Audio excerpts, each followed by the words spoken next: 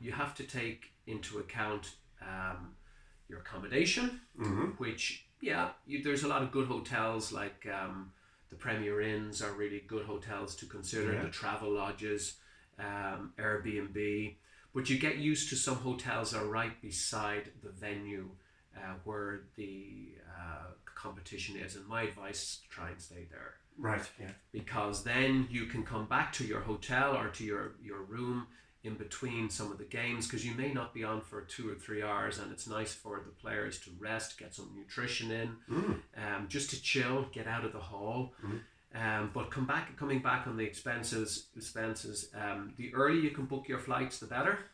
That's my advice. So commit book early. Once you get onto that Ryanair website, don't dilly-dally, book.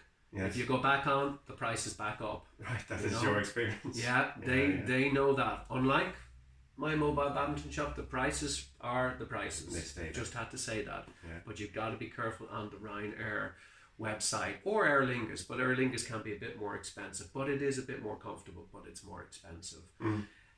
What else do you have? You might have to hire a car.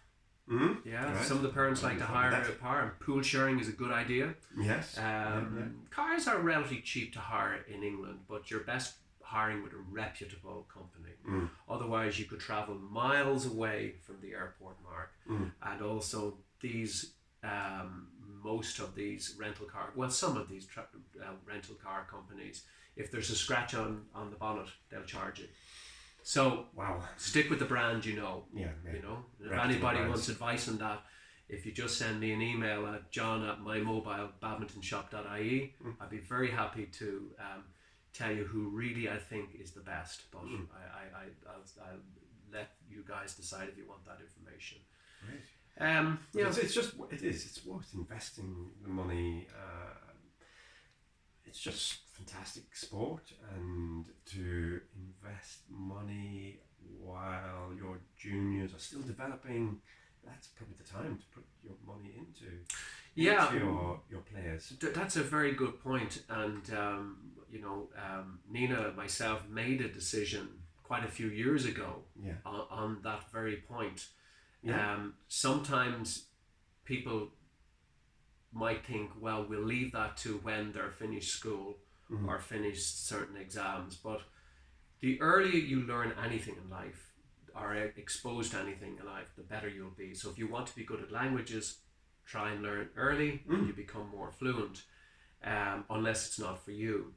So we decided, we will make a big effort to invest in our players while they're young, as long as they want to do it. And that was the key thing, Mark. If they wanted to pick a different sport like hockey or basketball or swimming, it was up to them. In fact, we had both our two kids playing all sports, but they decided at around 11, 12, badminton was what they wanted to do full time. They loved it. And they loved it. And that's their choice.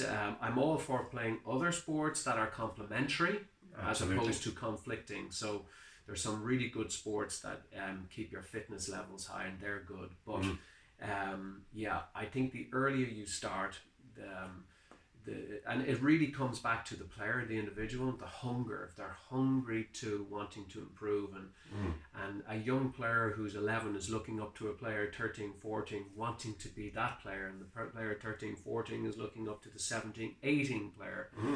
And the 17, 18 players looking up to the players, say 24, 25, and then the players 24, 25 is looking up to you, Mark. Yes. I'm still going. And you're looking up to, is it Ray Stevens somewhere up there? I don't know. I hear these names. I don't know. Or Martin Frost, or who these wonderful badminton players are. I remember them all, Yeah. Well, that's brilliant, John. That is a fantastic insight, and some really strong advice there, practical advice, I feel. If you are interested in challenging yourselves in the English badminton tournament structure at underage level. Yep. And remember, enjoy it. That's number one. It's a good chat. Yeah, that was a good chat. Yeah.